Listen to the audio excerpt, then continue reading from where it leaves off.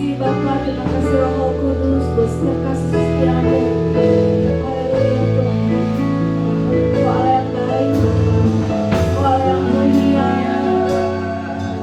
Haleluya Yesus.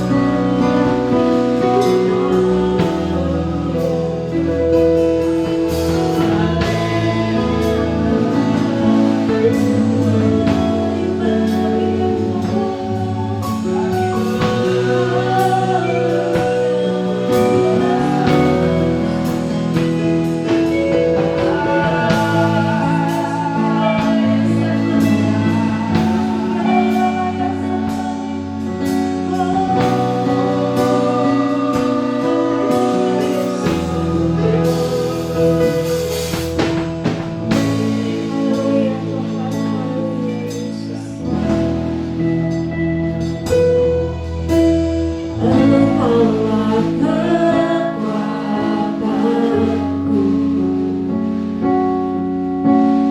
tempat perlindunganku saat badai menerpa. Aku tak akan goyah,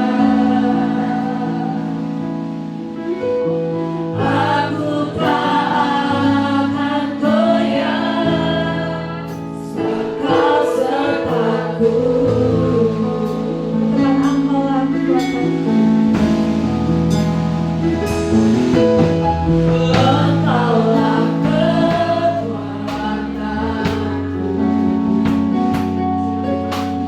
tempat perlindunganku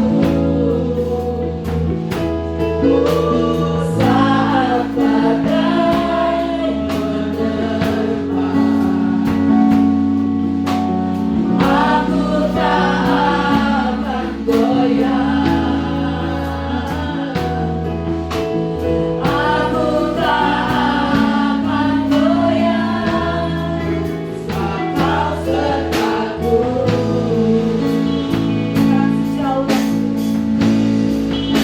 Sejauh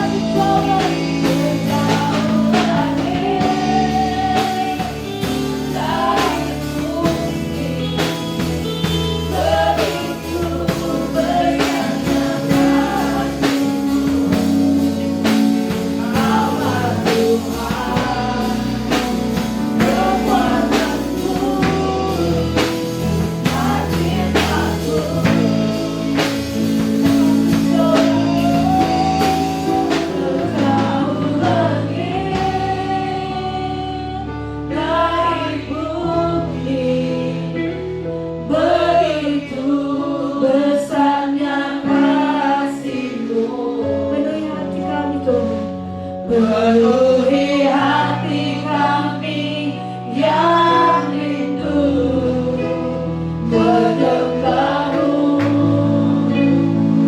Yesus, sejauh langit dari bumi, begitu besarnya kasih-Mu.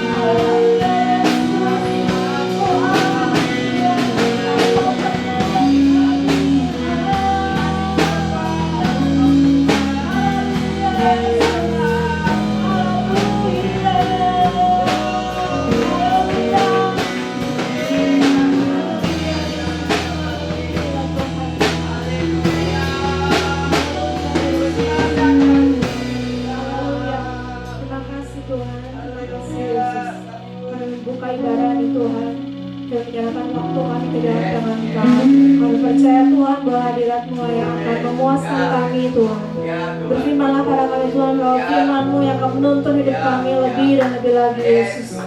Dalam nama Yesus kita berdoa ya. Amin. Kita serahkan semua untuk menyapa dan salam.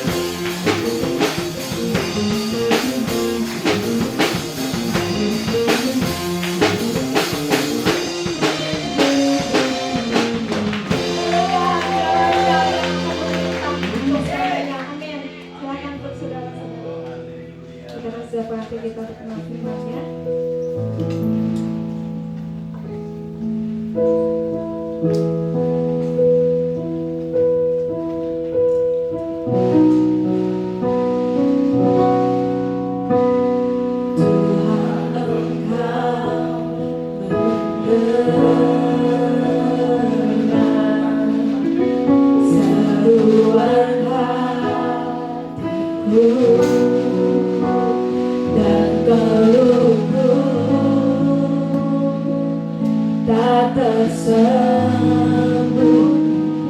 bagimu.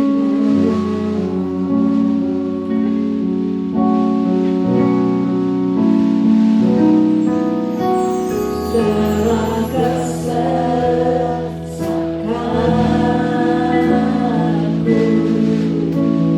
ku mampu berdiam dan berharap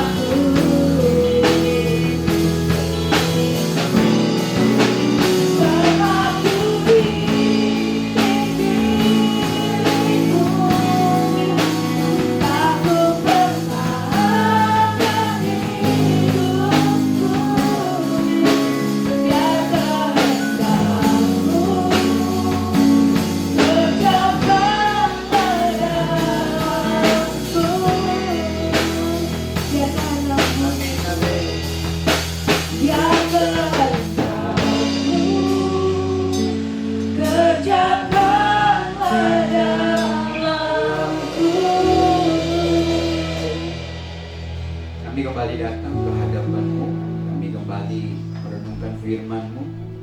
Kami kembali membuka hati kami. Biarkan firman ini jatuh di hati kami, di tempat yang terdalam, terbaik, yang hari ini kami siapkan.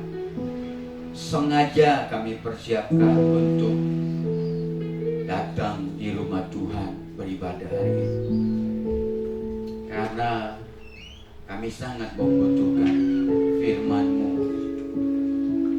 untuk menguatkan kami, mendorong kami, menjamin semua janji-janji Tuhan dalam hidup kami. Oleh sebab itu, mari Hamba menyerahkan Roh Kudus berpemerintahan firman ini ke dalam tangan. Dalam nama Yesus Hamba berdoa dan mengucap syukur. Haleluya. Amin. Amin. Selamat pagi. Selamat beribadah di ibadah raya yang kedua ini.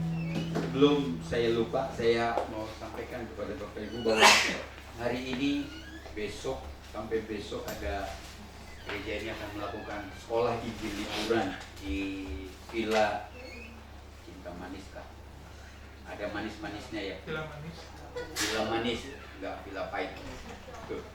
Jadi Bapak Ibu doakan, karena sudah beberapa tahun sejak pandemi kita tidak lakukan, tapi biasanya setiap tahun. Doakan mereka-mereka yang sekarang melayani juga, itu dulu ada mengikuti sekolah Injil liburan. Jadi mereka-mereka yang melayani, walaupun saya jadi pendeta, tidak ikut kayak gini sudah dulu waktu masa kecil. Tapi waktu saya melihat beberapa bahan-bahan, materi-materi yang disampaikan, itu perlu buat anak dan cucu Bapak Ibu saudara sekalian. Ya, jadi saya dorong Bapak Ibu jangan lewatkan. Oh, anak saya nanti mandi dengan siapa? Pasti enggak dengan pampir, pasti dengan gurunya, nggak bisa pakai handuk, pasti dihandukin.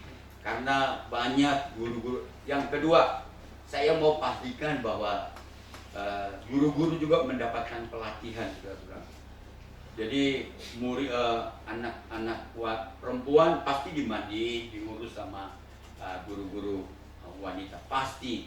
Karena kami pernah undang dokter juga, ada batasan-batasan tertentu bagi orang tua mana yang boleh disentuh sama papahnya, sama mamahnya. Dulu kami mendapatkan, guru-guru itu kami undang untuk mendapatkan pelatihan. Mana yang tidak boleh, ada batasan-batasan tertentu. Jadi jangan takut anak saudara dilepas, dijaga oleh guru-guru sekolah minggu, karena mereka sudah mendapatkan pelatihan itu. Jadi guru-guru sekolah minggu itu profesional, ya. Jadi saudara-saudaraku. Dan kedua, Bapak Ibu, guru-guru sekolah minggu itu semua kerja di sekuler. Jadi saudara, mereka sibuknya luar biasa kadang, ya. Tapi kalau mereka memberikan waktu untuk anak dan cucu dari Bapak Ibu, itu sesuatu yang luar biasa.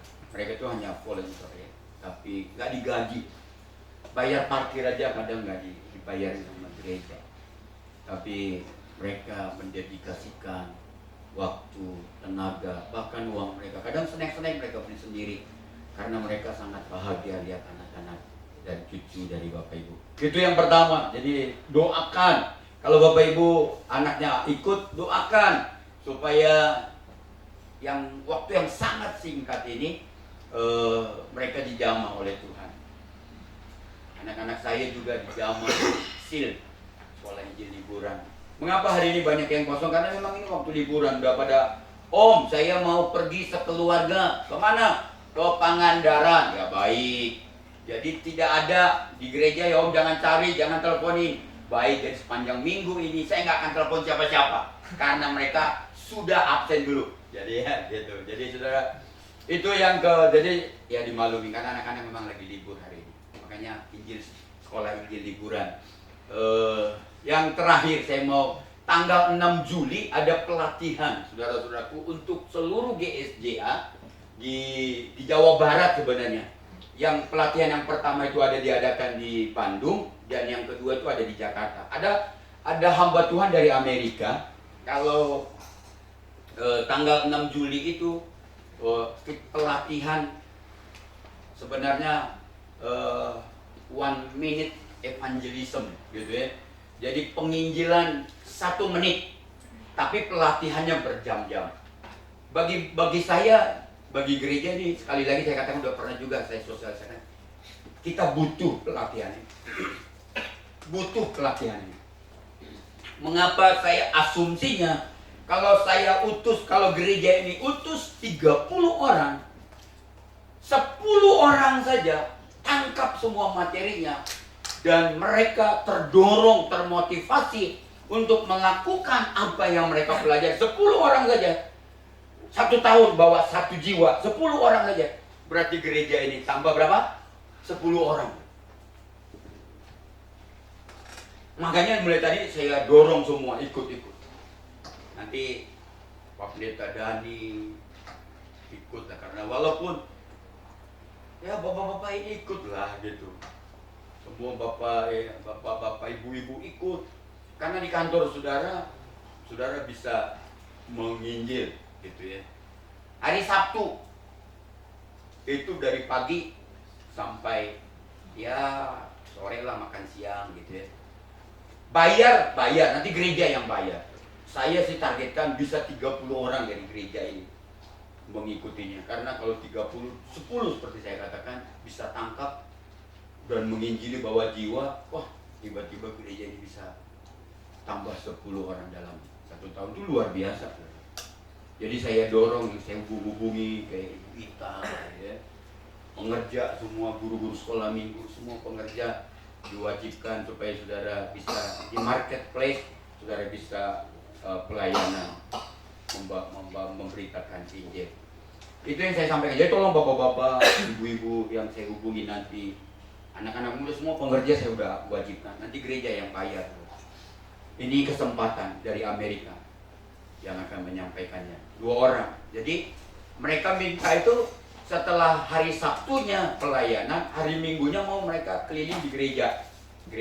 Karena hanya 2 orang, 1 di Jalan Merdeka, mereka minta di GSD Pagarsi.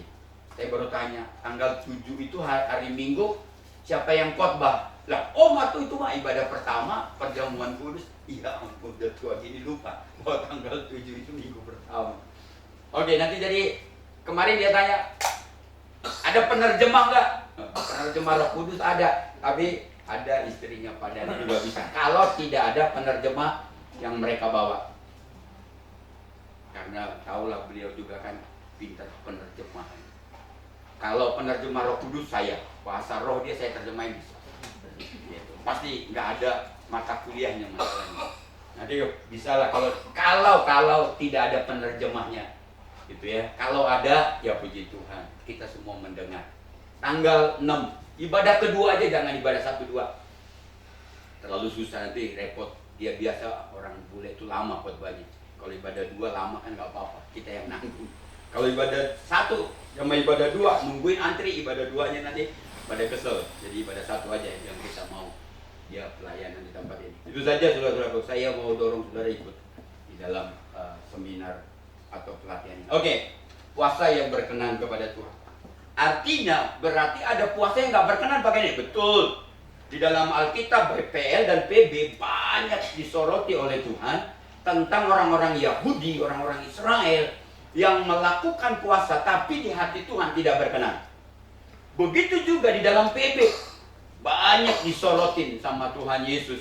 Salah satunya kalau saudara lihat pasal 6 dari kitab Matius, yaitu rangkaian khotbah Tuhan Yesus di bukit. Ada yang dia bahas khusus tentang puasa. Oleh sebab itu dia melihat orang-orang Israel melakukan puasa, tapi bagi Tuhan walaupun mereka melakukannya, di hati Tuhan itu tidak berkenan. Jadi ada yang tidak berkenan ya. Tapi kita mau bahas yang berkenan. Jadi kalau dibahas yang berkenan, di luar dari yang berkenan berarti tidak berkenan. Kalau saudara lakukan sebaliknya berarti tidak berkenan. Gitu ya, cara berpikirnya ya. Sangat sederhana. Yang kedua kita doakan juga tuh Ibu Tante Ayin. Itu baru kemarin tambah darah karena dia drop.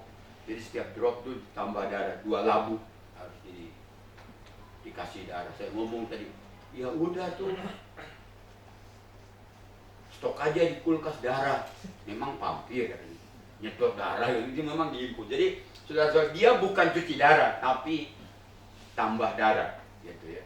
Jadi saudara, baguslah kalau saudara darahnya masih normal semua, nggak perlu diapa-apain. Itu anugerah, ya. Jangan banyak makan-makan yang membuat saudara lemaknya timbun. Oke, sebelum masuk kepada tema khotbah ini, apa sih? Kemarin saya sudah pernah bahas, tapi saya mau tambahkan terus. Ada apa sih Pak Kennedy? Kok 1 bulan ini khotbahnya tentang puasa menurut siapapun yang khotbah? Yang pertama Bapak Ibu, memang mengapa? Apa itu puasa? Saya mengatakan mengapa sangat penting puasa itu. Ada yang berkata, satu buku saya baca atau satu artikel mengatakan puasa itu doa tanpa mengucapkan kata-kata. Saudara berpuasa saja, kayak Tuhan tuh ngomong tuh tahu apa yang saudara sedang bawa di hadapan Tuhan.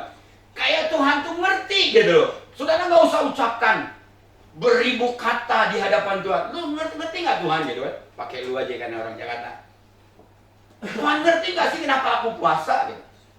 Saudara nggak ngomong apa-apapun.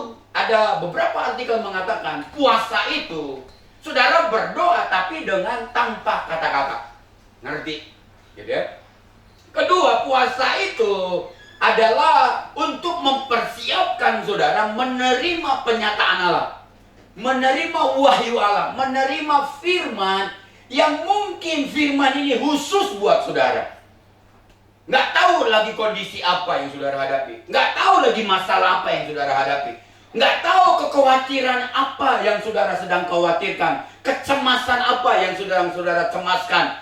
Tapi ketika saudara berpuasa, saudara sedang mempersiapkan apa yang Tuhan mau katakan kepada saudara.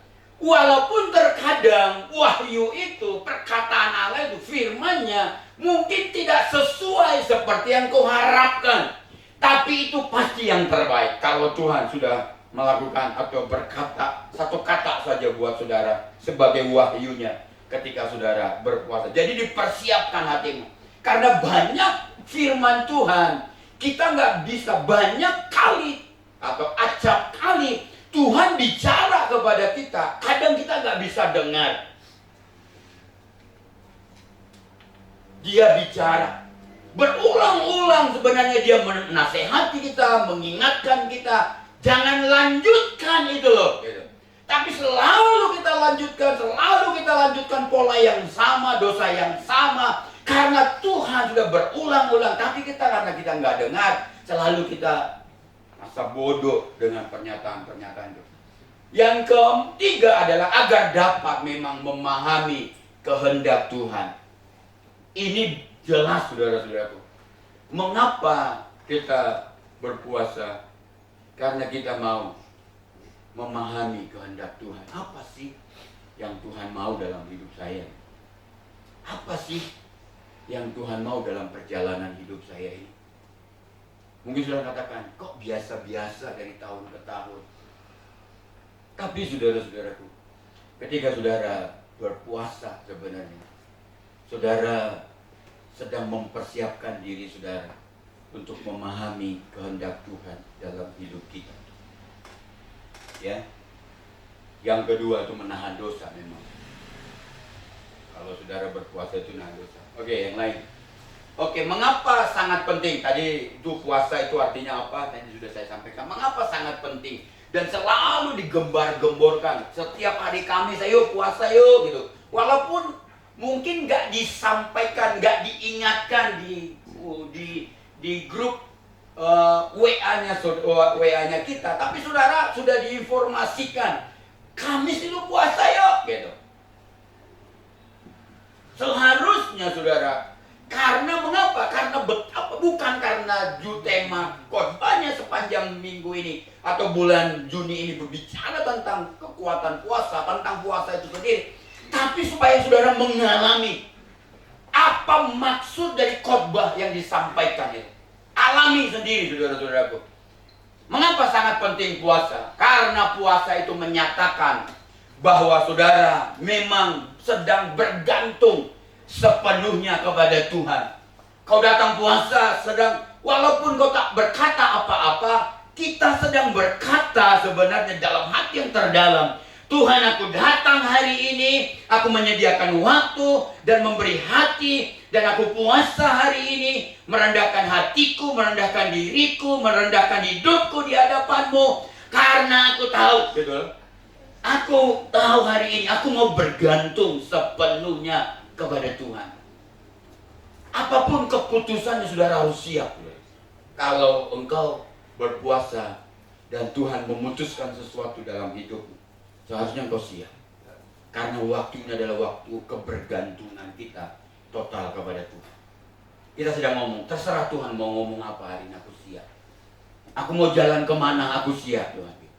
Aku mau bergantung sepenuhnya dalam tangan. Ya. Yang kedua, apa? Mengapa puasa itu sangat penting? Merupakan bagian, memang disiplin rohani.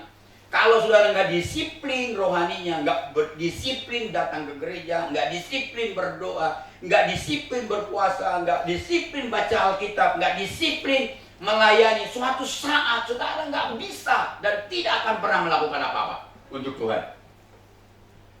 Kalau diminta A, saudara selalu punya alasan B, C, D, E, F sampai Z. Kenapa? Nggak disiplin dari saat ini. Dari awal hidup saudara. Makanya anak-anak saya mengatakan, kamu harus melayani. Kau tahu tidak? Kau bisa hari ini menikmati sekolah, kau bisa kuliah sampai lulus, kau kerja hari ini. Dengar ini baik-baik. Ini semua karena anugerah Tuhan. Engkau harus melayani Tuhan. Makanya anak saya di Jakarta pun melayani Tuhan. Hari ini seharusnya anak saya datang. Udah kangen banget saya sama dia. Tapi karena dia harus diutus dari perusahaannya.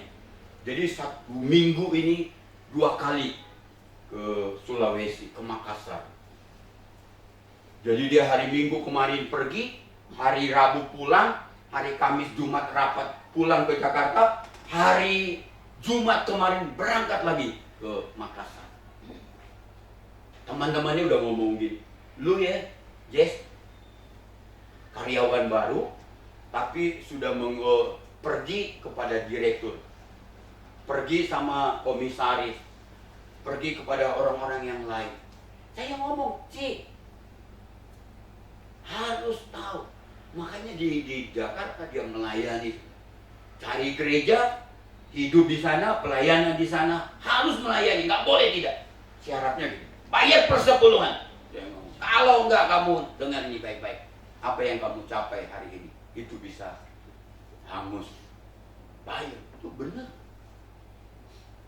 Dulu waktu dia masuk kuliah ngambil prodi hukum, waduh ribut sama saya. Dia mau HI itu hubungan internasional, senang banget dia. Dia ngomong, jangan Ci, salah satu yang AI tidak bisa kuasai pendeta. Pertama itu pekerjaan yang nggak bisa diganti sama robot, sama AI. Yang pertama pendeta. Mana ada pendeta, saudara mau dengar AI khotbah, saudara dulu. Nggih, siap. AI yang khotbah, nggak mungkin, pasti butuh orang. Yang kedua, saya ngomong, memang sekarang AI bisa konsultasi hukum, ya. Tapi di pengadilan nggak bisa konsultasi, harus hadir. Jadi butuh. Yang terakhir saya ngomong, dokter. Nggak mungkin AI suntik, datang ke dokter binanya nggak ada, tapi gantung robot datang.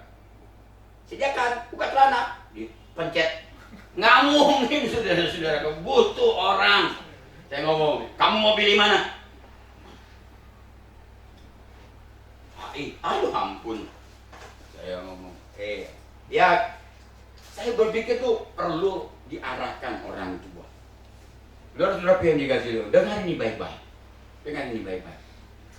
Kalau saudara gak disiplin mulai dari saat ini berdoa, baca Alkitab, baca renungan, berpuasa, datang ke gereja, suatu saat saudara-saudaraku gak akan saudara bisa mengalami apa. Gak mungkin saudara datang sama Tuhan, memberikan hidupmu kepada Tuhan. Kemarin saya khotbah di Harapan ini.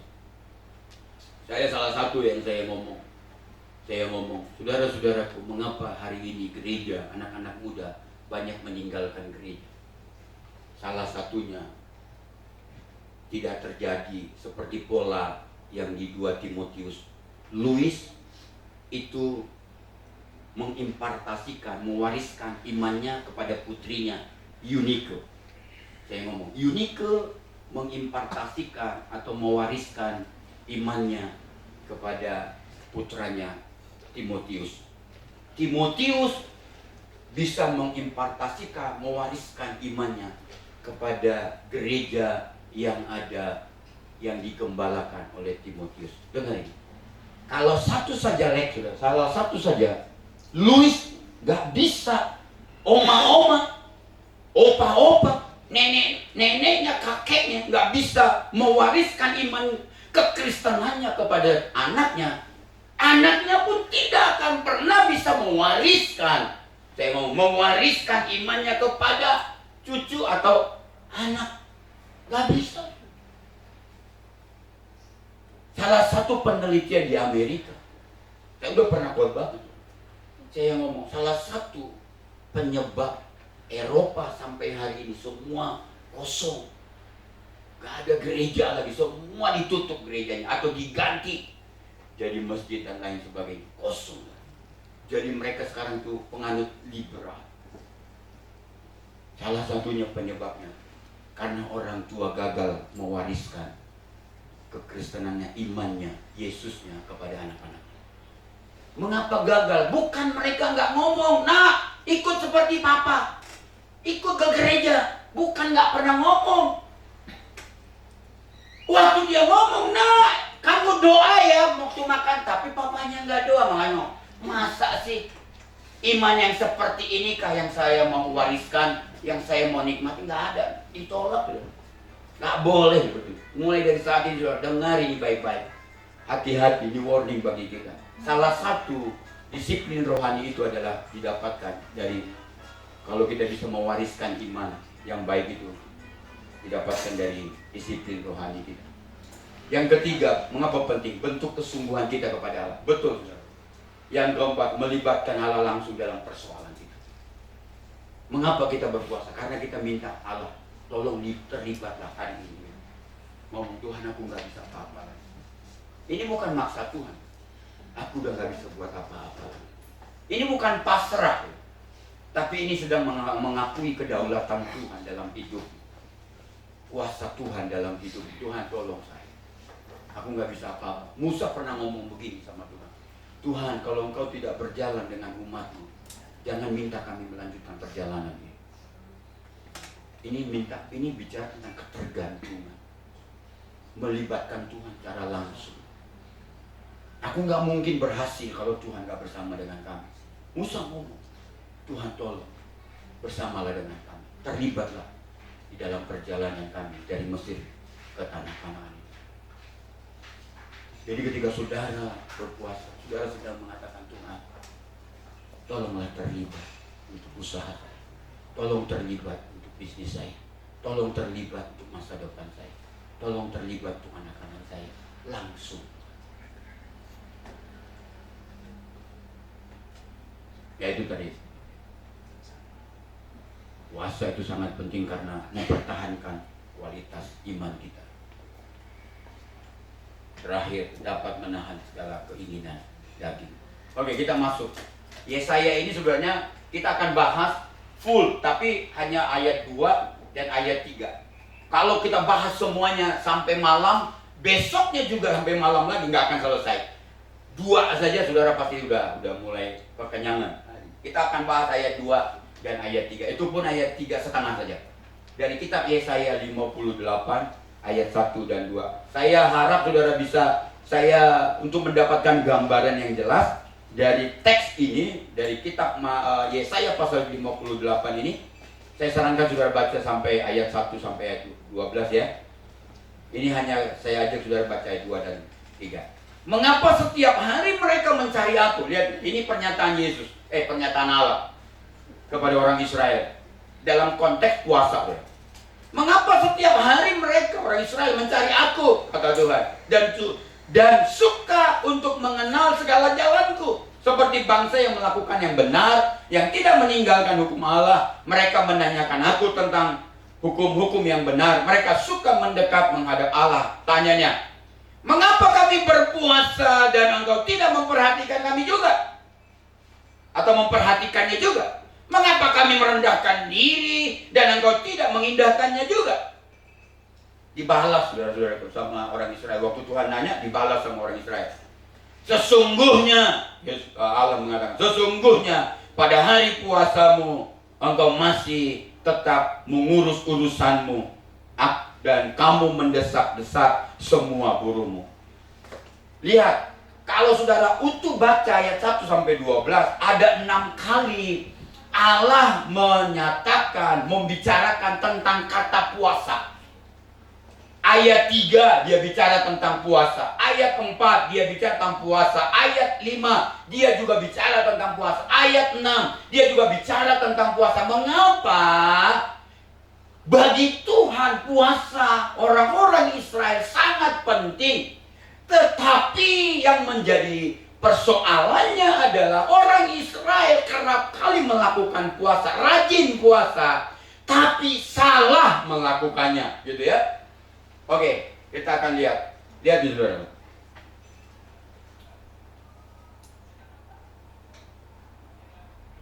Ini belum dihapus. Oke, inti puasa pertama. Apa sih intinya dalam ayat? Kalau saudara baca ayat yang kedua dan ayat ketiga, pertama itu puasa itu, inti dari puasa itu menurut konteks Yesaya pasal 58, berpuasa itu tujuannya, dengar, yang intinya, yang esensinya itu adalah mencari Allah. Makanya ketika saudara berpuasa, lebih banyak meluangkan waktu dengan Allah. Makanya Tuhan ngomong, kalau kau mau puasa, luangkan waktumu lebih banyak dengan aku, kata Tuhan. Jangan malah justru engkau puasa memperbanyak kegiatan-kegiatanmu. Akhirnya menghabiskan hatimu, memfokuskan pikiranmu, hatimu kepada kegiatan-kegiatan yang kau lakukan. Menghabiskan waktumu kepada semua kegiatan-kegiatan yang kau lakukan. Bukannya mencari aku, kata Tuhan. Ayat 2 bagian A. Setiap hari mereka mencari aku. Dengar ini. Keren tidak? Keren saudara-saudara. Nggak ada yang salah. Itulah sebabnya Tuhan mau inti dari seorang yang berpuasa adalah dia harus cari Tuhan. Sekalipun saudara nggak punya masalah, saudara-saudara. Karena ini bagian dari apa? Tadi saya katakan disiplin rohani.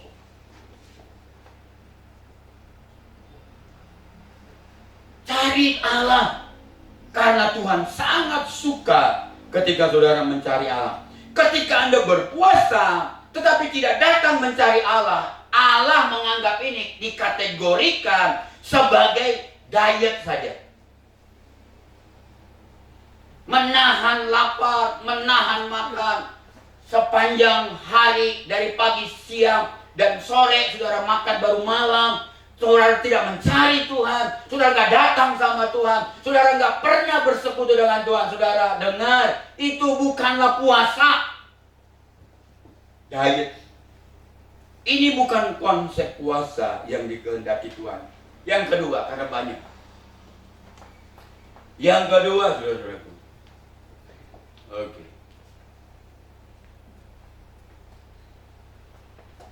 Yang kedua, inti dari puasa itu ayat 2b.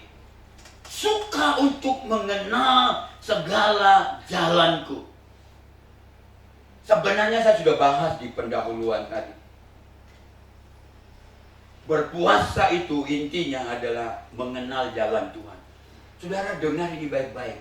Kalau saudara hidup saja satu hari 24 jam. Dengar ini. Selama 24 jam itu, yang paling banyak kita jalani bukanlah jalannya Tuhan. Itu penelitian, saudara-saudara. Orang Kristen itu selama 24 jam ketika diberikan jatah 24 jam untuk dirinya, lebih banyak dikatakan orang tidak berjalan di jalannya Tuhan, orang Kristen. Ini kenyataan yang sangat mengerikan.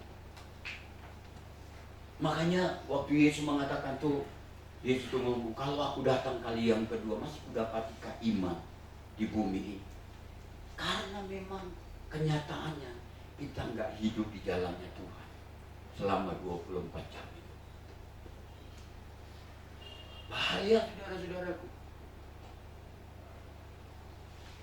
Tuhan kayak tahu gitu.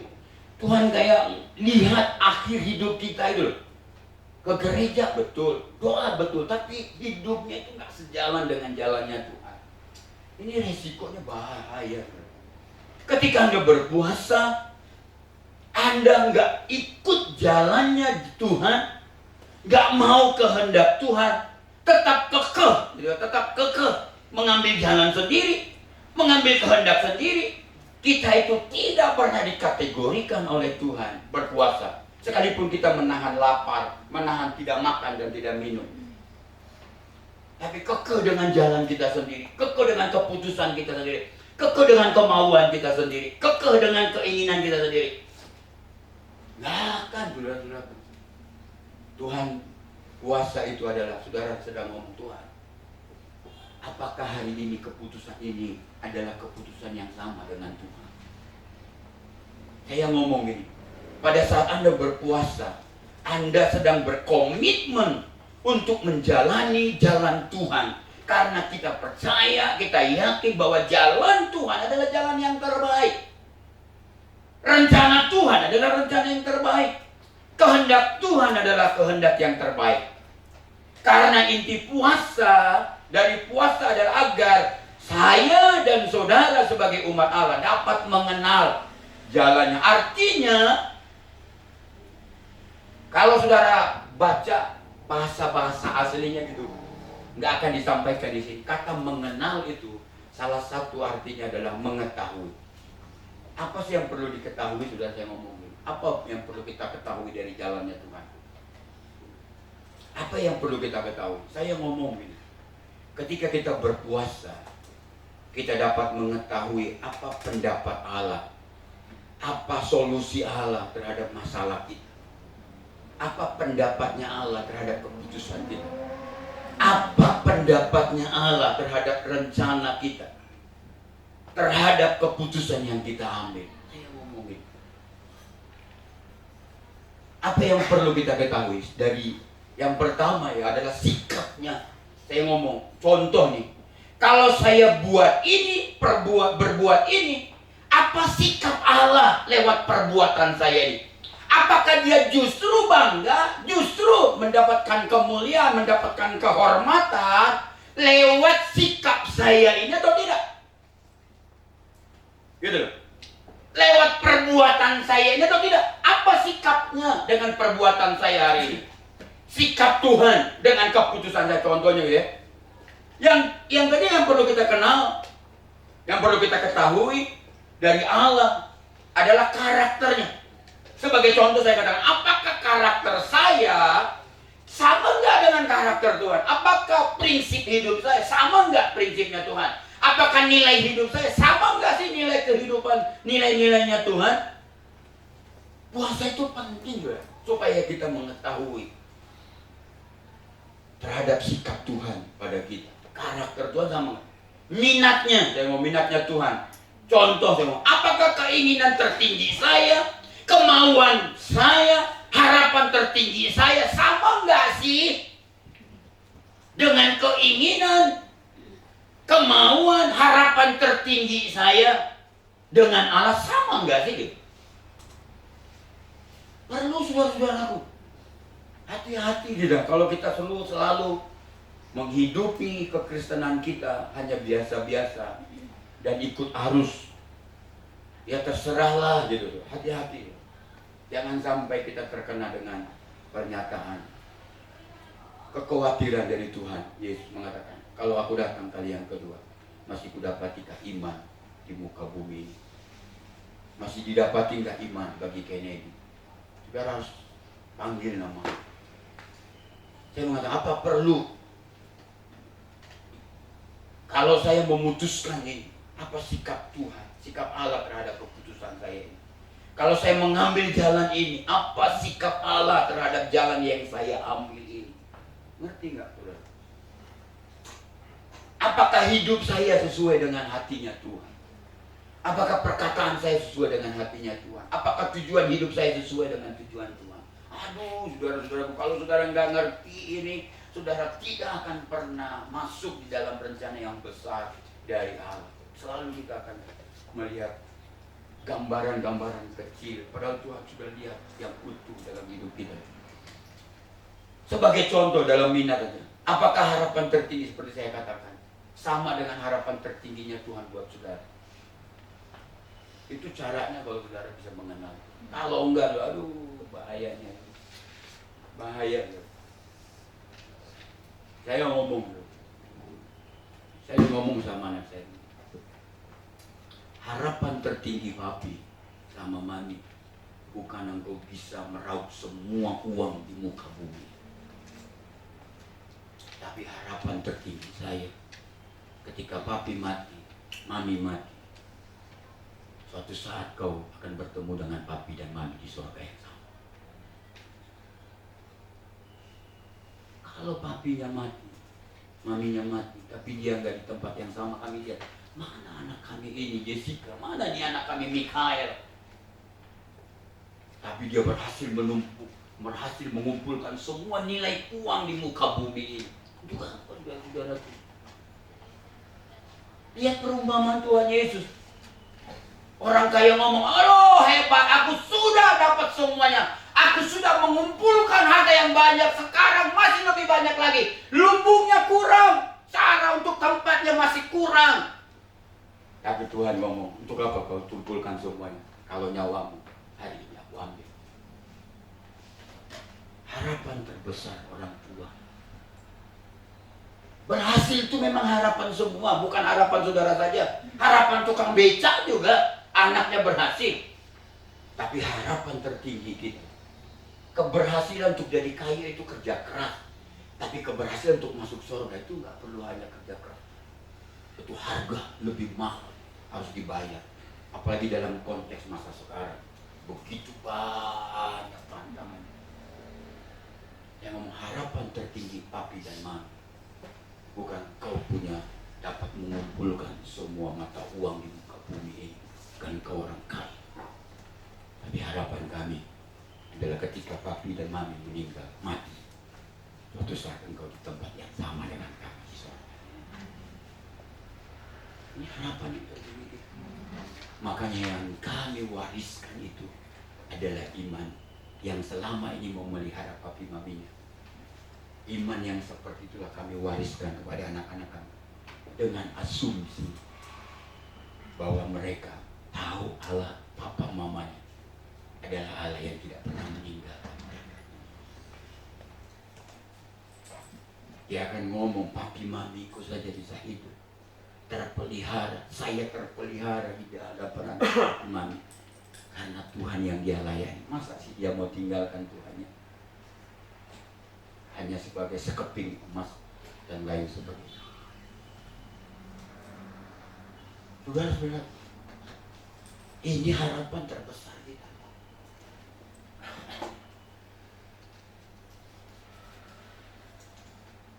Yang ketiga, inti dari berpuasa itu melakukan yang benar.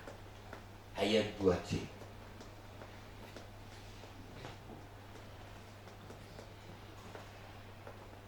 Sudah diangkat di sana, tinggal dikit saya akan masuk. Taat kepada Allah. Di 2D, inti puasa yang keempat, tidak meninggalkan hukum-hukum Allah. Saat berpuasa semua hukum-hukum Allah, semua perintah Allah, semua firman Allah, ketika saudara datang berpuasa, saudara sedang berkomitmen mengatakan, aku mau mentaati. Nggak ada cara yang lain. Ketika saudara berpuasa, selain saudara sedang menyatakan bahwa Tuhan berdaulat atas hidup saudara, saudara juga sedang menyatakan bahwa saudara bersepakat, berkomitmen untuk mentaati semua hukum-hukumnya Tuhan, perintahnya Tuhan. Kalau semua tidak terkecuali, saudara. Kalau Allah berfirman bayar persepuluhanmu, ya bayar. Cek saudaraku, ini bukan omong kosong doang nih. Kami ini waktu saya dapat PK dari gereja itu langsung dipotong persepuluhan saya itu kantor BPD. Istri saya dapat PK dari gaji dari sekolah dipotong. Kami tuh nggak pernah, karena kami punya penghasilan berbeda, kami dua-duanya kasih semuanya, saudara. Nggak ada, memang di gereja ini nggak sampai persepuluhan saya, karena persepuluhan saya itu di kantor BPD ke organisasi. Kita bolak-balik udah ngomong ini, tolong kan BPD itu jangan, organisasi itu jangan persepuluhannya, pendeta itu jangan ke organisasi. Tapi di kongres tetap mentah, tetap kembali ke sana, ya udah kami kembalikan. Nggak pernah lewat dari tanggal 20. Kalau hari ini saya dapat dari Pak Lim Johan, karena pengurus gereja saya, dia yang gaji saya, kasih PK saya. Makanya saya selalu dia kalau sehat wajahnya senyum, berarti PK saya lancar. Ketika dia ngasih langsung ya kirim, istri dapat kirim, nggak ada sepeser pun. Mi, ayo kita mau belanja dulu yuk, ayo ke kafe berdua yuk sambil pegangan tangan. Mau uangnya dari mana? Persepuluhan untuk habis kita singkat. Ketika dapat ya, Tuhan ini loh aku udah dapat nih, buktinya mana? Kasih persepuluhan, nggak ada. Karena kami udah komitmen untuk mentaati apa yang mau Tuhan Allah, hukum-hukumnya Tuhan. Udah. Saya senang kalau saudara lihat nih, anak-anak muda ini yang baru-baru ini. Kalau saudara tanya yang baru-baru kerja ini, tanya mereka. Gaji pertama mereka itu diberikan ke gereja, ke rumah Tuhan. Aduh, luar biasa. Cintanya sama Tuhan. Makanya mereka tuh berhasil. Saya tuh udah ceritain. Apalagi? Nggak ada saudara-saudaraku. Kalau saya ngomong anak orang, kamu kasih buah sulung pertamamu ke rumah Tuhan, gajinya. Siap om. Nyicil boleh, asal kasih. Ke anak saya juga sama, sudah. Nggak ada anak orang lain saya ajarin, anak kami nggak kami ajarin. Habis tanya anak saya udah pernah saya ceritakan waktu anak saya Mikael tuh, tapi dia malu aja. Waktu dia masih SD kelas 1 gitu ikut sekolah minggu, kasih 5.000. Dia jajanin dulu 2.000 tuh masih ingat. Dia kasih 3.000. Wah, habis tuh di rumah. Habis tuh, saya ngomong nggak boleh, ini korupsi, saudara-saudara, ngajarin korupsi. Pertama anak yang melakukan korupsi itu di gereja, dikasih 10.000, dia tukerin 5.000. 5.000 untuk persembahan, 5.000 untuk dia. Karena dia tahu nilai uang. Korupsi. Habis dia di rumah sampai. Untuk Tuhan tuh nggak boleh main-main. Jangan pikirin, wah saya mau anaknya 5. Tapi 5-5-nya nggak benar, bahaya. Ini hukum Allah untuk kita, bayar. Boleh cek saudara, boleh cek. Tanya itu Ibu Pendeta Ruth Yanuati. Kalau saya nggak bayar, sebulan saja datang surat cinta. Coba kalian nggak bayar per sebulan, mana ada datang surat cinta? Kami datang, santuy, luar biasa. Rahasia kami dipelihara oleh Tuhan. Salah satunya adalah taat kepada hukum-hukum Tuhan. Jangan ngomong ada Pak Pendeta Kennedy di YouTube tuh ngomong nggak boleh kasih persepuluhan. Udah nggak zamannya lagi. No. Tiap bulan kita baca, minggu pertama kita baca pengakuan iman. Aku percaya Alkitab adalah firman Allah tanpa salah, satu-satunya kaidah yang mutlak dan berwenang bagi iman dan perilaku manusia. Artinya kalau Allah ngomong di perjanjian lama ada persepuluhan, nggak perlu engkau cari di perjanjian baru ada persepuluhan, baru kau bayar persepuluhan. Cukup di PL saja, karena PL dan PB adalah firman Allah tanpa salah, satu-satunya kaidah, norma hidup orang Kristen. Selesai. Ribut aja tentang persepuluhan. Gak usah, saya sudah buktikan Bapak Ibu. Tanya. Saya ini udah ngomong. Tapi sudah nanti ngomong terlalu ini ya. Ini bukan, mau contohnya siapa lagi, saya nggak mau orang lain, itu orang lain tersinggung. Saudara-saudara, tanya. Sebelum pengurus gereja zamannya Bu Lili sama sebelum ini, berapa PKK-nya? Saudaraku, sampai tertelut ngomong, aduh hanya anugerah Tuhan. Tapi itu dimulai dari ketaatan kami dengan hal yang kecil kayak persepuluhan. Udah ngomong sama mami jangan utak-atik apapun. Kasih dulu sama Tuhan. Supaya Tuhan tahu bahwa kita sudah berkat itu sudah sampai ke tangan kita. Salah satunya cara persepuluhan.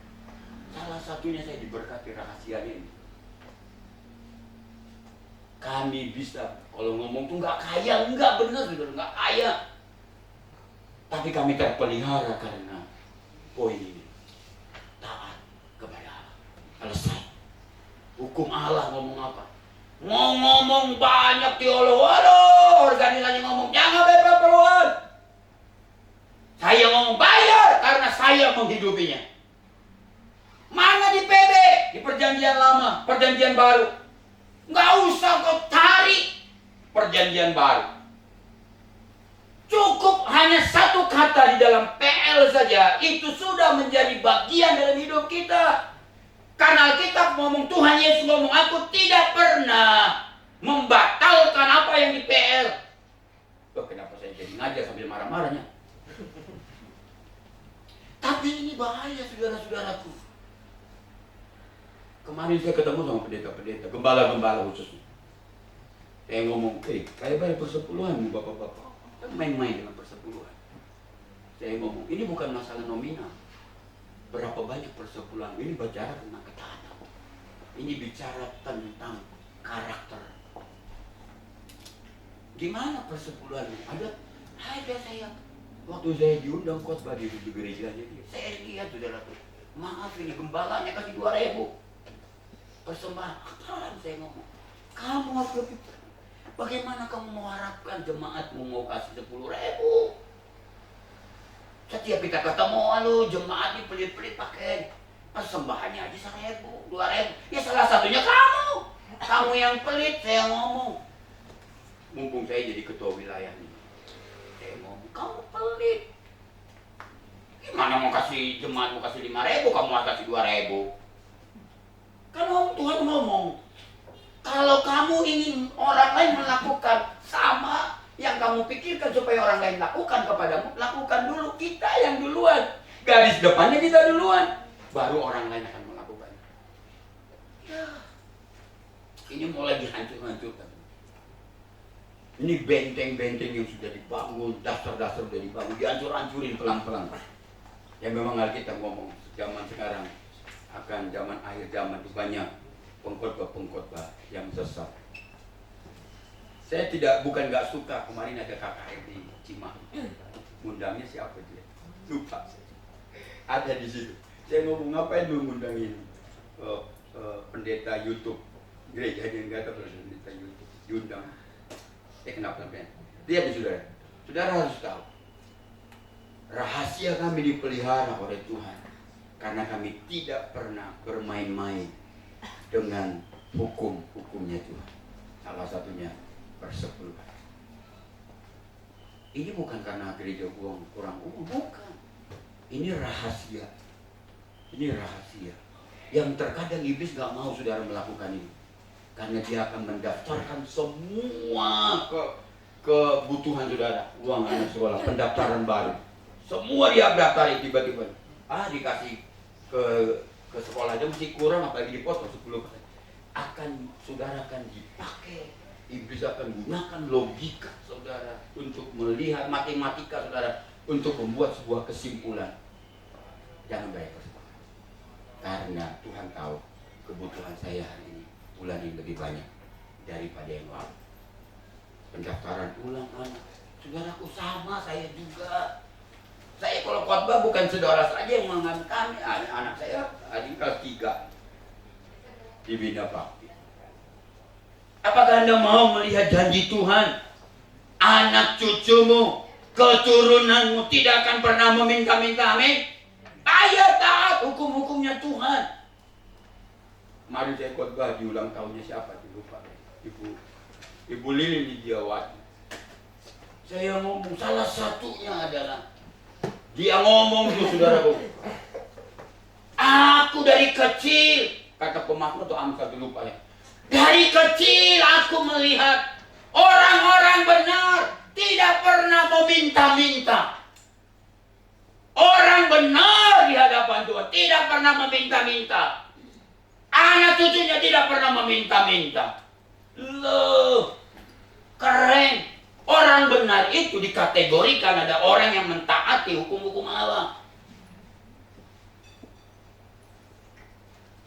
Jangan bersilat lidah, saudara. Jangan pertanyakan tentang hukumnya Allah. Allah pagi persepuluhan.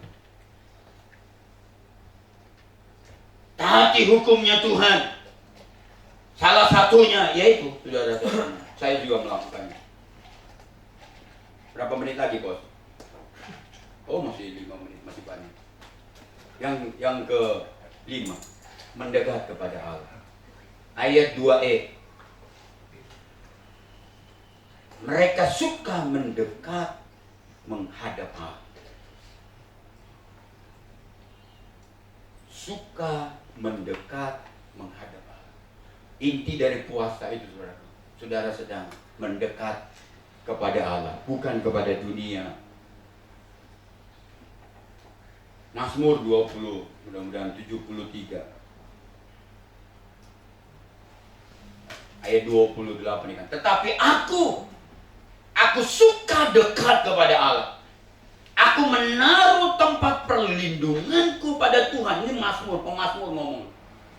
Yang paling dia sukai, dia katakan. Aku menaruh tempat perlindunganku pada Tuhan Allah. Supaya dapat menceritakan segala pekerjaannya. Ada ayat mengatakan, lebih baik, dia katakan, 1 hari di rumah Tuhan daripada 1000 tahun di tempat yang lain. Orang yang ngomong itu, orang yang nuliskan ayat itu adalah orang yang tahu betapa dahsyatnya, betapa hebatnya, betapa luar biasanya orang yang dekat dengan Tuhan.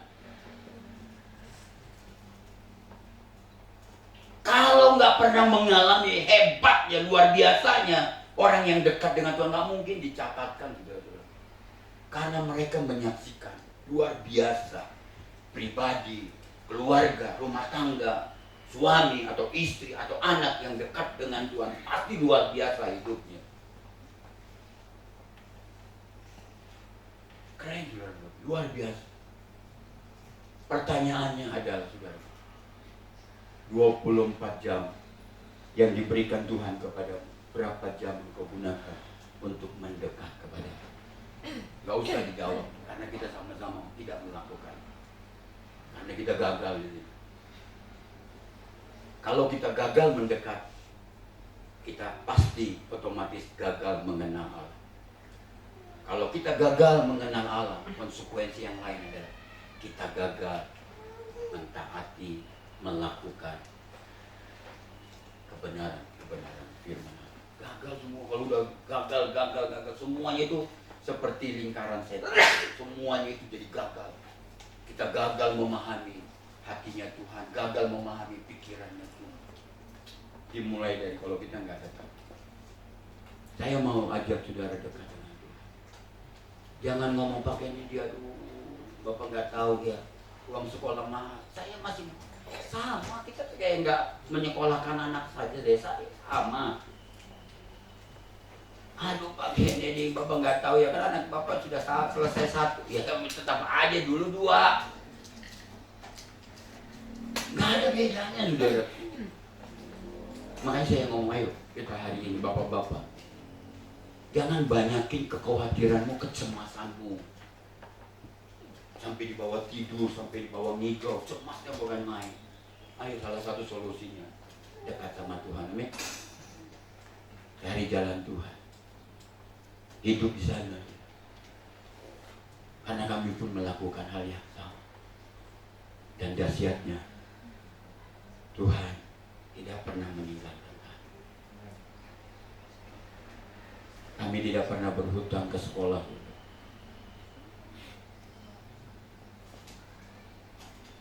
Kami tidak pernah berhutang beras juga.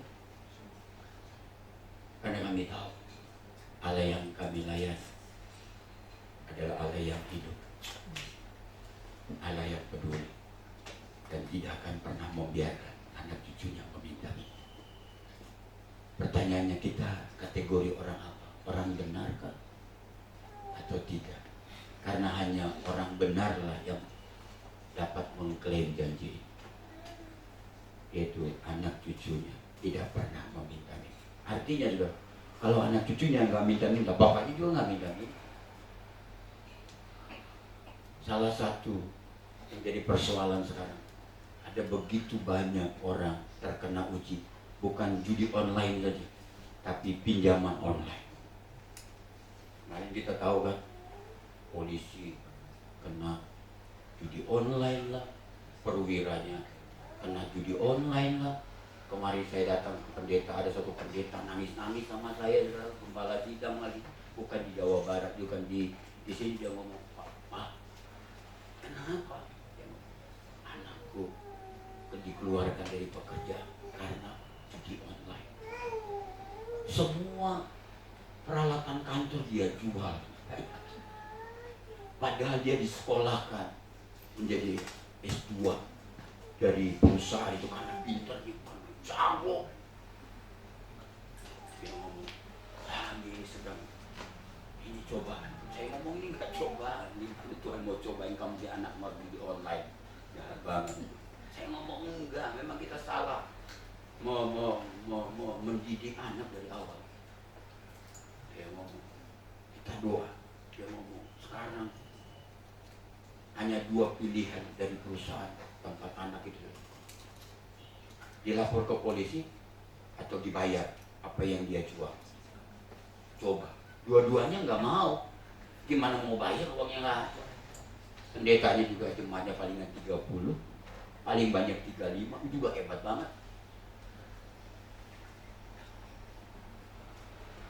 Mau dilaporin, masa tega banget sih laporin anaknya?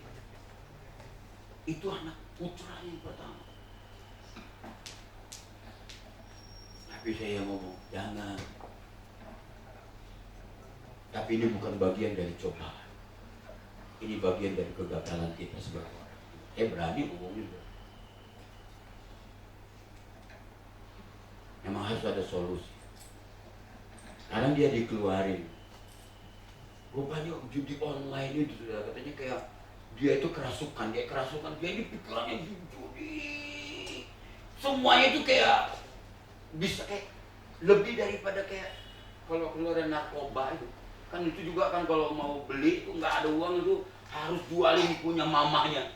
Ini bukan punya mamanya, dia lihat memang mau punya orang tuanya nggak ada, mau pergi gereja mau dijualin, makanya dia jualin semua yang ada di kantor.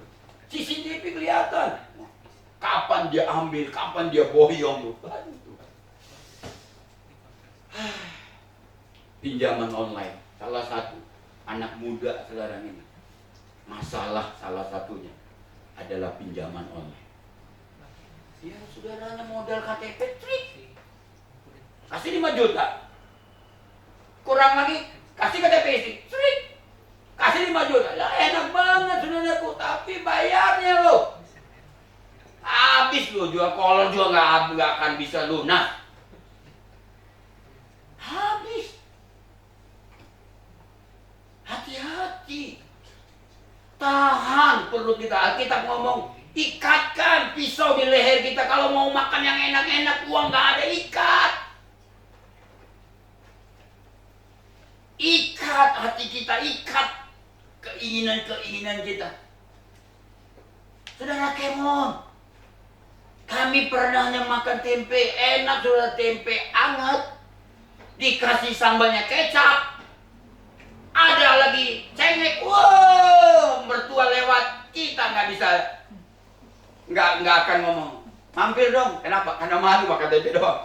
Bukan karena enaknya. Dengar ini baik-baik.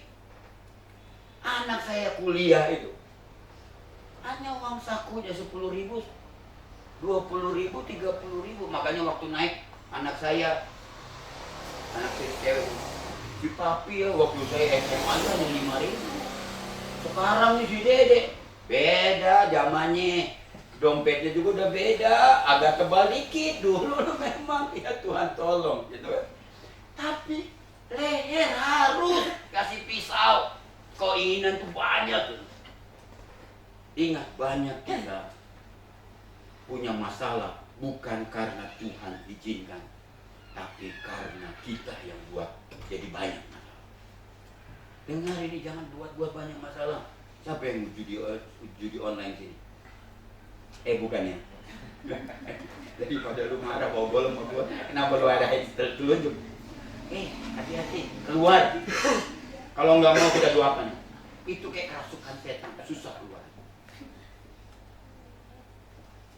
Pinjaman online, itu juga kayak kerasukan setan. Karena gampang ngambilnya, tapi susah bayarnya. Kalau rentenir sih bisa datang ngambil televisi kita, dia nggak ngambil sudah televisi untuk apa? Dia permalukan kita, dihajar kita. Siapa yang mau ini pinjaman online? Ini kan pinjaman, kalau 100.000 pinjam sama saya. Saya kasih 10.000. Karena siapa yang pinjam judi online pinjaman online di sini. Kalau saudara pinjam 5 juta, nggak dikasih 5 juta, jadi potong. Bayar, bayar. Janji sih sebulan 350. Siapa lu ngomong nggak bayar sebulan lu? Beranak cucu kita aja belum ada cucunya, kamu sudah punya cucu banyak. Yaitu cucu dari utangmu. Mau lu dipanggil opa-opa utang? Nggak mau. Ayo, berhenti. Kenapa saya lihat di sini ya? Nggak di sini juga ya. Di sini nggak ada kan? Kenapa? Berhenti anak-anak, apalagi mahasiswa itu.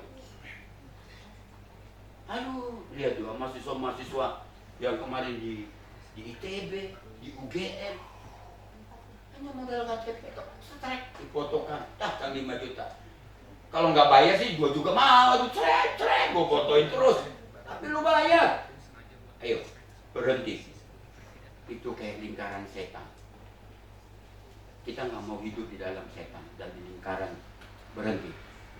Mungkin saudara nggak memaksa Tuhan ketika puasa, tapi saudara untuk mendapatkan solusi ketenangan, jalan keluar dari Tuhan, puasa harus lakukan. Tolong hindari judi online, hindari juga pinjaman online. Tapi saudara datanglah kepada Tuhan, karena Tuhan tuh mau datang kepada Dia online 24 jam, datang kepada Tuhan. Amin, saudara-saudaraku. Kok kenapa pada tegang gini? Apakah ada yang judi online? Bapak-bapak bertobat lu ya. Daripada lu gua lapor polisi lu ya. Hati-hati lu. Kenapa mukanya muram begini? Enggak bahagia banget. Aku juga. Udah aku berhenti khotbah jadi jelek gini. Enggak seru melihat mukanya. Kalau mukanya senang gitu, jadi aku juga khotbah jadi enak. Ini udah mukanya tegang gini. Enggak nuduh, tapi berhenti. Ini sekali lagi. Daripada mencekik lehermu, mencekik keluargamu dan anak-anak, berhenti semuanya. Ini tidak mendatangkan kebahagiaan, tapi malah petaka buatmu. Berhenti. Kalau nggak ada uangmu, buat pisau di sini saja. Cukup hanya tempe, nasi, kasih kecap, yang khususnya bangau, enak banget. Bukan di endorse ya, kayak gitu doang kan, bangau doang. Kasih cabai. Aduh, saudara kan mau ngomong, mami ada lagi nasi berarti, hanya kecap. Jangan tambahkan gaya hidup.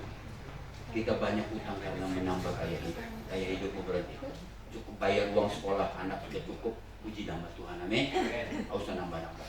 Mari kita berdoa bersama.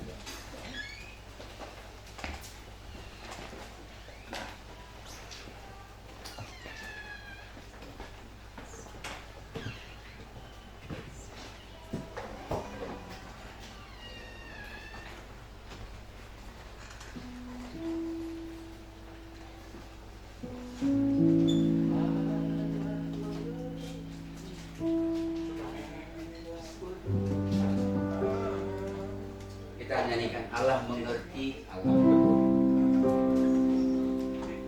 Haleluya. Haleluya. Mari kita renungkan firman Tuhan ini. Saya tidak akan pernah mengulang apa yang saya sampaikan di minggu-minggu yang lalu. Tapi hari ini saya mau beritahukan kepada saudara. Mungkin saudara tidak pernah mempraktekkan, yaitu berpuasa. Hari ini saudara-saudaraku, kalau saudara mau menikmati lebih dahsyat, lebih luar biasa pengalaman saudara dengan Tuhan, perlu saudara hidupi disiplin berpuasa. Mari saya ajak saudara, karena begitu banyak, sangat amat banyak manfaat. Saudara akan tercengang-cengang, saudara akan melihat luar biasa cara Tuhan bekerja, cara Tuhan melakukan sesuatu dalam hidupmu. Hanya sesuatu yang sepele, hanya sesuatu yang sederhana mungkin bagimu, yaitu berpuasa. Ayo saudara, saya undang saudara, setiap hari Kamis bersama dengan kami berpuasa. Puasa yang seperti apa terserah saudara, penting saudara berpuasa. Apakah puasa hanya makan saja, aku tidak menahannya, minum boleh Pak, terserah. Karena inti dari berpuasa itu bukan menahan lapar dan haus saja. Intinya adalah saudara punya waktu lebih banyak dengan Tuhan, punya waktu lebih banyak mengenal jalan Tuhan, sehingga saudara katakan, Tuhan, aku mau Engkau terlibat dalam setiap desahan nafasku dalam hidupku, terlibat di dalam semua keputusanku, terlibat dalam semua perusahaanku, bisnisku, pekerjaanku. Luangkan waktu saudara-saudaraku, jadikan ini sebuah disiplin. Engkau akan mengetahui bahwa Allahmu luar biasa. Dulu engkau tidak pernah mengalaminya, tapi ketika engkau jadikan disiplin puasa ini sebagai sesuatu yang benar, engkau lakukan di hadapan Tuhan, maka engkau akan melihat ada hal-hal yang besar yang akan terjadi, yang Tuhan nyatakan kepadamu. Haleluya, haleluya. Allah peduli segala persoalan yang kita hadapi, akan lenyap, dibiarkannya bertumbuh sendiri. Mari kita berdiri bersama-sama.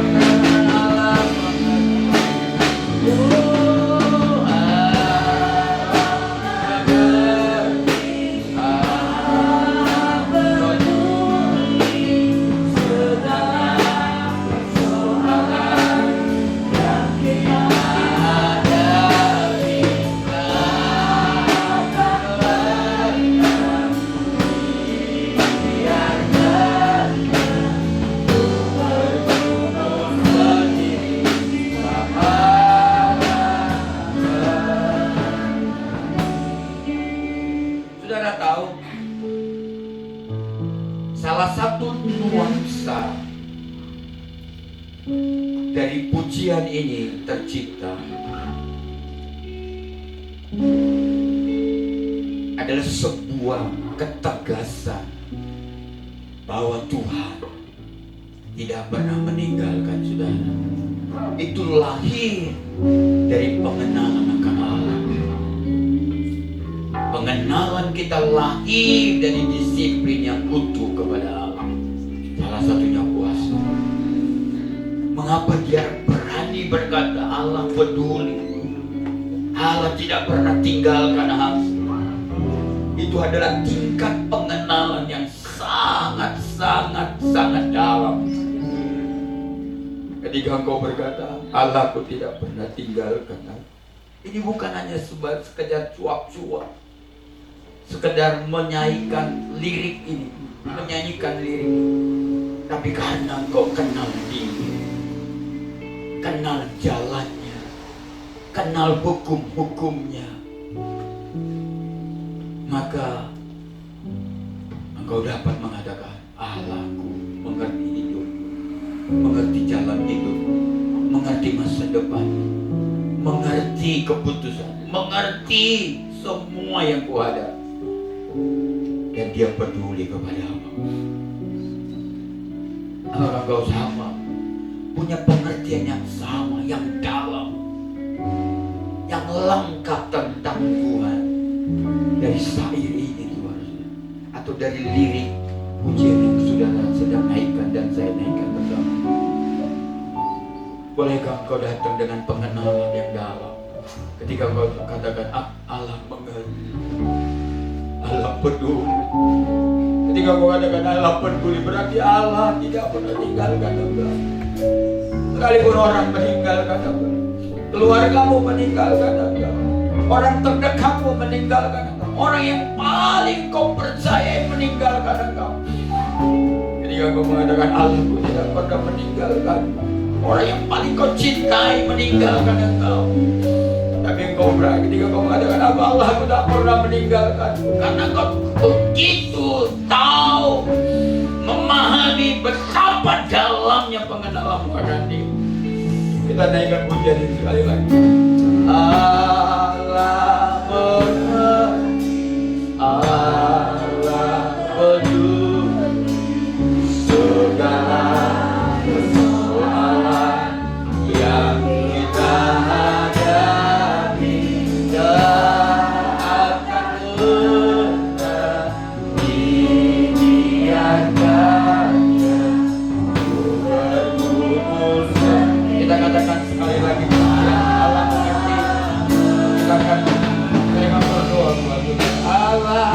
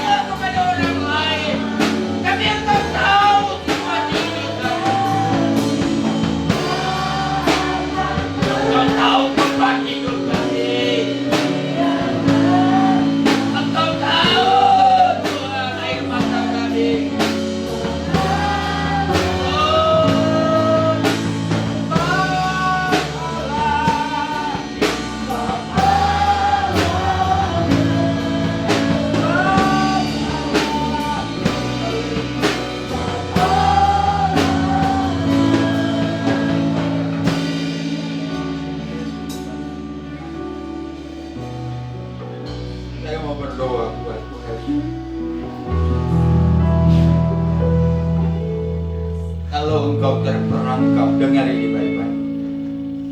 Saya sih berharap engkau tidak ada di tempat itu. Kalau engkau hari ini kecanduan judi online, memang tidak gampang, saudara-saudaraku, karena saya sudah melihat dia sangat menderita, dia dibelenggu. Tapi saya katakan hari ini, engkau harus cepat-cepat keluar dari lingkaran setan ini, karena itu akan membunuhmu. Dia sudah masuk, iblis datang untuk membunuh, mencuri, membunuh, membinasakanmu. Judi online itu adalah dia seperti perangkap untuk membunuh, mencuri, membinasakanmu.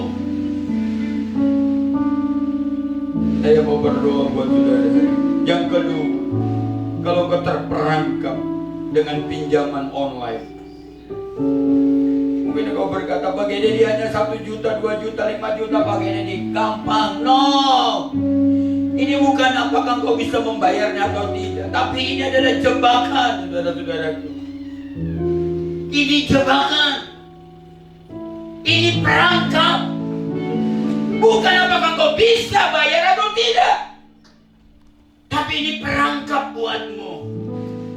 Kalau kau bisa bayar bulan ini, bulan depan belum tentu kau bisa bayar kalau kau pinjam lagi. Karena ini akan terus terulang.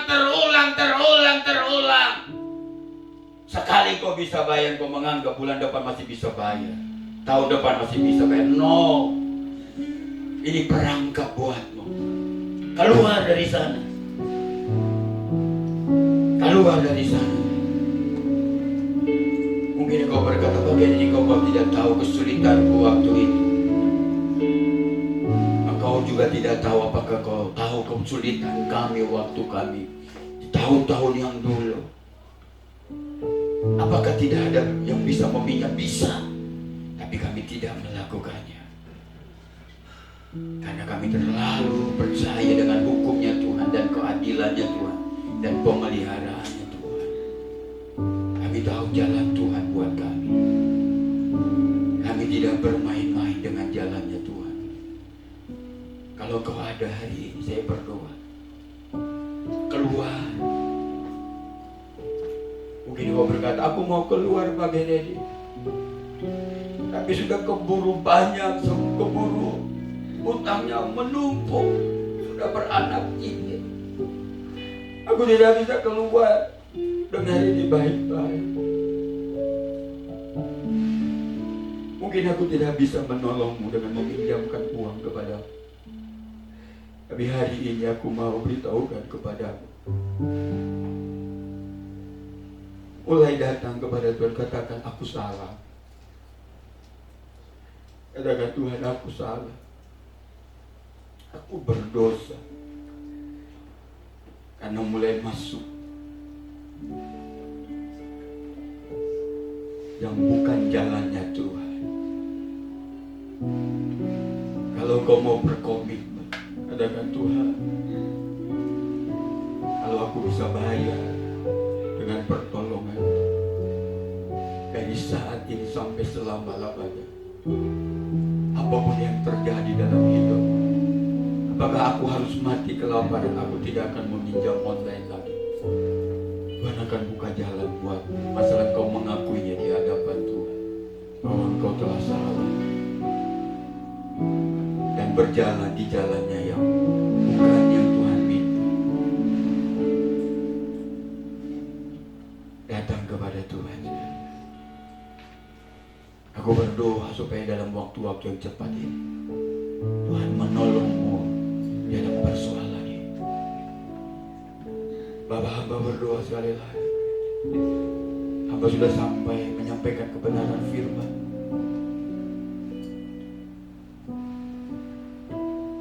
Hamba sudah selesai apa yang seharusnya mereka dengar. Hamba sudah selesai menyampaikan apa yang seharusnya mereka lakukan. Hamba sudah memberi motivasi, dorongan untuk mereka melakukannya di dalam minggu-minggu.